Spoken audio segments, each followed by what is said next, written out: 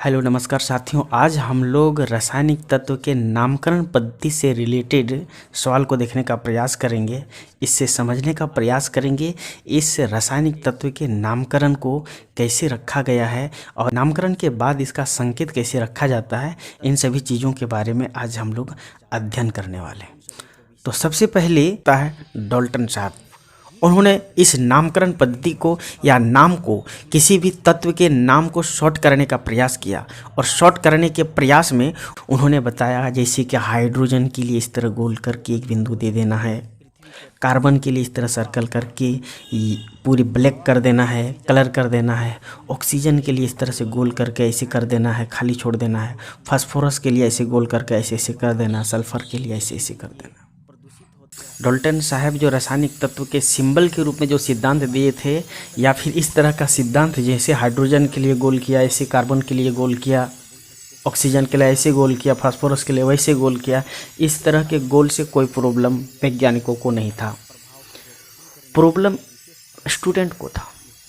Student ये सोच रहे थे इतने सारे डाल्टन साहब गोल करके रख दिए हैं कि ये परेशान हो गया है कि कौन सा गोल किस काम में आएगा। हाइड्रोजन के लिए इतना बड़ा गोल, कार्बन के लिए इस तरह गोल करके ब्लैक, ऑक्सीजन के लिए गोल करके खाली, फास्फोरस के लिए गोल करके ऐसे ऐसे, सल्फर के लिए वैसे और भी बाकी तत्वों के लिए ऐसे। तो बच्चे लोग परेशान हो गए। लोग नाम याद करेंगे कि गोल का याद करेंगे। अब गोलो गोल, गोल तो गोल है लेकिन गोल के बीच में भी और कुछ है सिंबल। बड़ा परेशान थे। अब तो साइंटिस्ट है तो गोल गोल करके भी समझ जाते हैं, बच्चे लोग ये गोल गोल नहीं समझ पाएंगे। IUPAC के सदस्य ने इनको रद्द कर दिया कि ये गोल गोल नहीं चलेगा डाल्टन साहब, अब इसको बदल दीजिए। बच्चे पढ़ना नहीं चाहते हैं।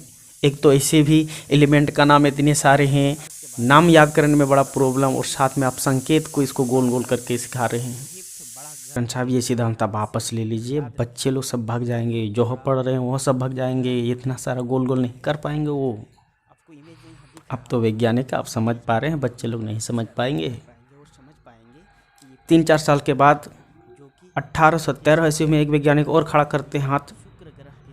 IUPAC सदस्य के लोगों ने पूछा उससे, आप क्यों खड़ा करके रखे हैं? उन्होंने भी बोला कि हम भी शॉर्टकट करना चाहते हैं, हम भी सिंबल देंगे। IUPAC के सदस्य ने बोला उससे कि अगला बखरे ने खड़ा हो जाना चाहिए, नहीं तो जो बच्चा पढ़ रहा है ना सब बच्चे भाग जाएंगे, पढ़ने की छोड़ देंगे। जेम्स जैकब बर्ज़ेलियस ने गजब का सिद्धांत दिया था और ये सिद्धांत सही साबित हुआ और 100% वर्क किया। उन्होंने सबसे पहले जो भी नाम है, जैसे हाइड्रोजन नाम है तो हाइड्रोजन का पहला शब्द लिया H और वो उसको सिंबल बना दिया। ये बोला कि इसका सिंबल, हाइड्रोजन का सिंबल H होगा।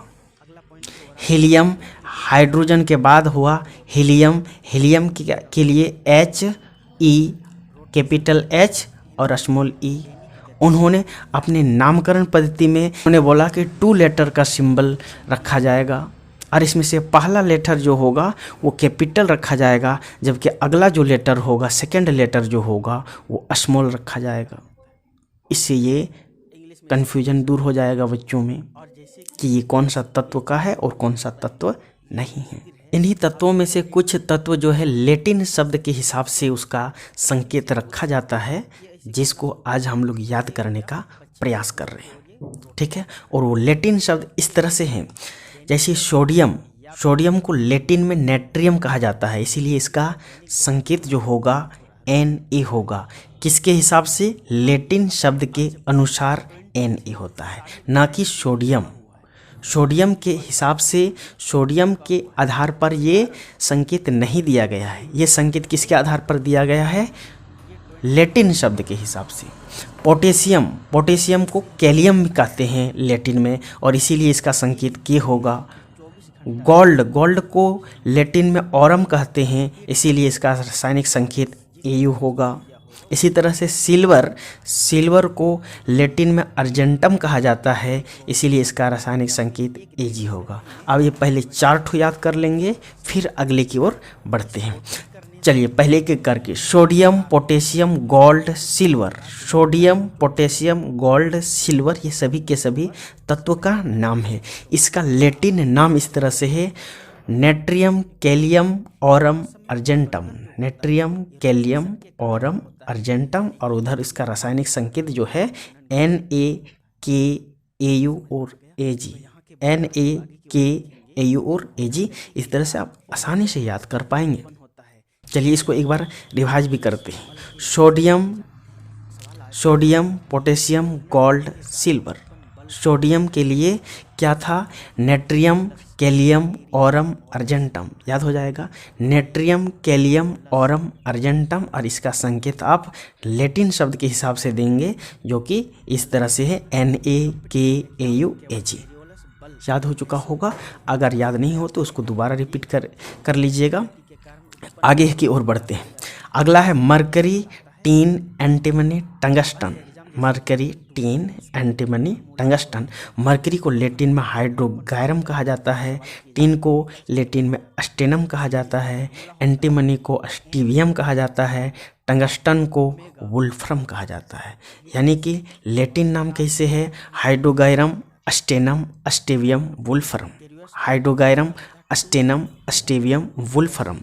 एक और याद कर सकते हैं आप, इसमें से लेड भी आ जाता है। लेड का होता है प्लम्बम, लेड का प्लम्बम, और इसीलिए इसका संकेत होगा Pb। ठीक है। और एक छोटे छोटे हैं जो कि हैं आयरन, मतलब फेरस, कॉपर, क्यूपरस, Fe और Cu इसका संकेत होगा। और इस तरह से आप आसानी से याद कर पाएंगे। चलिए एक बार इसको रिवाइज करने का प्रयास करते हैं। Sodium, potassium, gold, silver. Sodium, potassium, gold, silver. Latin शब्द क्या है या लैटिन नाम क्या है, लैटिन नाम है नेट्रियम कैलियम ऑरम अर्जेंटम। ठीक है। आगे की ओर बढ़, mercury, tin, antimony, tungsten. Mercury, tin, antimony, tungsten, hydrargyrum, stannum, stibium, wolfram. और एक लास्ट में या कि 5वां नंबर में जो था लेड था, लेड को प्लम्बम कहते हैं। आयरन और कॉपर, ये लास्ट दो हैं। ठीक है, आयरन और कॉपर। आयरन के लिए फेरस, कॉपर के लिए क्यूपरस। अब इस तरह से आप दोबारा इसको रिवाइज करेंगे तो बहुत आसानी से याद हो पाएगा। तो चलिए आज का सेशन यहीं तक रखते हैं। फिर इसी तरह के छोटे और शॉर्ट वीडियो में हम लोग थोड़ी थोड़ी करके अध्ययन करते जाएंगे। और जो महत्वपूर्ण टॉपिक है, जो ज़्यादा दिक्कत हो सकता है, जहाँ पर आप लोगों को परेशानी ज़्यादा है, उस टॉपिक को चुन चुन के हम लोग याद करने का प्रयास करेंगे, अध्ययन करने का प्रयास करेंगे। तब तक चैनल में बने रहिए, चैनल को सब्सक्राइब करके रखिए, लाइक बटन को टिप के रखिए, और साथ ही साथ आप शेयर वगैरह भी कर सकते हैं। फिर आगे आने वाली वीडियो में मिलेंगे। तब तक के लिए जय हिंद।